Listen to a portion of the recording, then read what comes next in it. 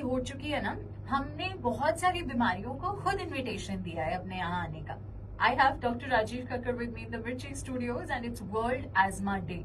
हम बात कर रहे हैं एजमा के सिम्टम्स के बारे में, और एजमा हमें है ये बात हमें कैसे पता चले। सो सर, कुछ क्विक चीजें अगर आप हमें बता सके कि these are the main points, अगर आप ये फील कर रहे हो अपनी बॉडी में तो आपको इमिडिएटली डॉक्टर को दिखाना चाहिए। पहली चीज कि अगर आपके फैमिली में किसी को सांस फूलती है, किसी को जल्दी जल्दी जुकाम होता है, या किसी भी तरह की एलर्जी, पीती निकलना जैसे अर्टिकेरिया है, और आपके बच्चे या आपको किसी विशेष चीज से एक्सपोज होने के बाद में, यानी एलर्जेंस के बाद में या जगह जाने के बाद में आपको सांस फूल रही है, लेट नाइट अर्ली नाइट सीटी जैसी आवाज, जिसे वीजिंग कहते हैं, इस तरह की आवाज है, छाती में जकड़न है, चलने पे हंसने पे अगर आपको खांसी आ रही है या सांस फूल रही है तो आपको एस्थमा है, और दवा या इनहेलर देने पर 100% रिवर्सिबल जाती है।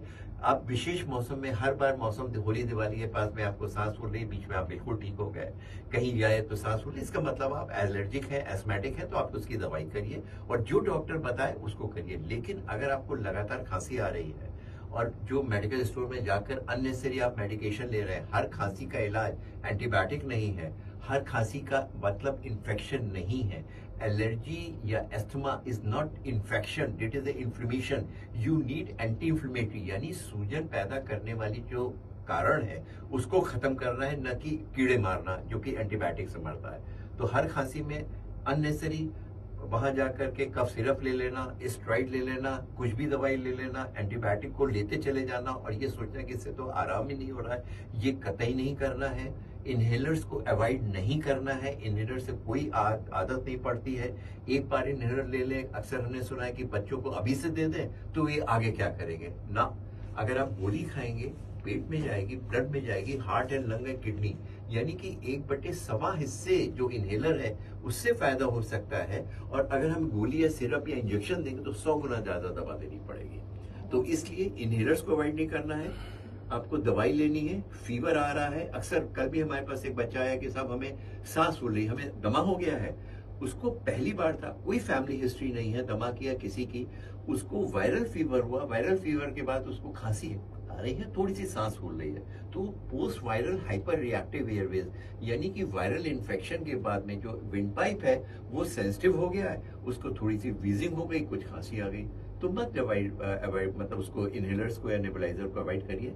एक हफ्ते की बात है, दवा दीजिए, हो सकता है जिंदगी में दोबारा उसको कमी ना हो। वेल विद दैट, अभी ये बहुत ही वाइटल एडवाइस थी सर की तरफ से, लेकिन जो सर हम लोग देखते हैं ना कि जो बड़े बुजुर्ग हैं उनको भी नॉर्मली फिटनेस की वजह भी एक रीजन हो सकता है, बट ज्यादातर बड़े बुजुर्गों में ये देखा है कि खांसी आते वक्त या थोड़ा सा भी अगर चल के बाथरूम तक भी जा रहे हैं तो उनकी सांस उखड़ने लग गई है।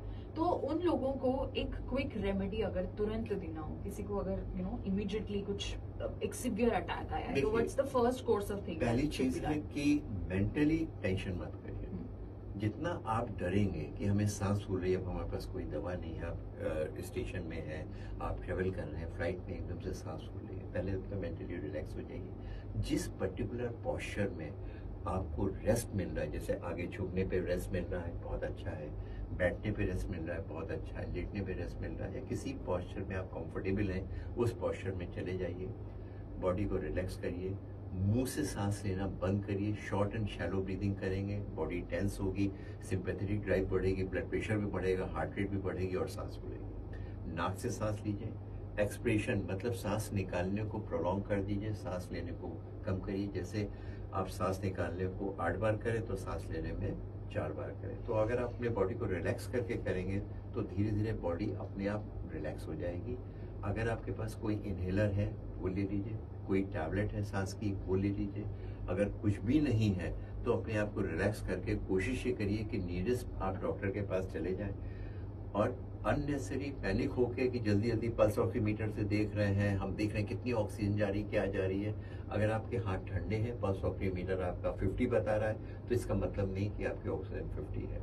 आपके हाथ ठंडे हैं, आपकी पल्स ऑक्सीमीटर की बैटरी डाउन है, आपके हाथ में नेल पॉलिश लगी हुई है, आपके हाथ में गर्दा लगी हुई है, ठीक से टच नहीं करा है, उल्टा लग गया है, इस कंडीशन में आपके पल्स ऑक्सीमीटर खराब रीडिंग दे रहा है, तो अननेसेसरी आप उसको देख देख के और जितना टेंस होंगे उतना और आपको सांस मिलेगी। Correct. With that I am going to come right back. Sir से भी और भी बहुत सारे सवाल करेंगे, आप कहीं जाइएगा नहीं। 98.2 मिर्ची पर, मेरा नाम है काजल, इट्स हॉट।